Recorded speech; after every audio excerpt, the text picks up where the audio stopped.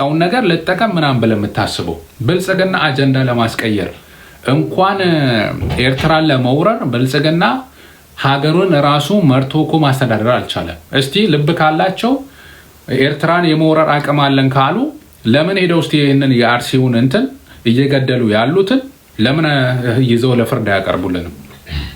እኔ ይሄ ብቻ ነው ጥያቄ ያለኝ በእውነት።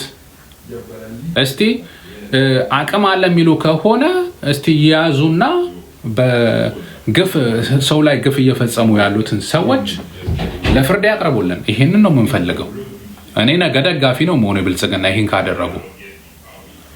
አያደርጉትም፣ ምክንያቱም ገዳዮች ራሳቸው ናቸው። ይሄንን የሚሰሩት በፕላን ነው።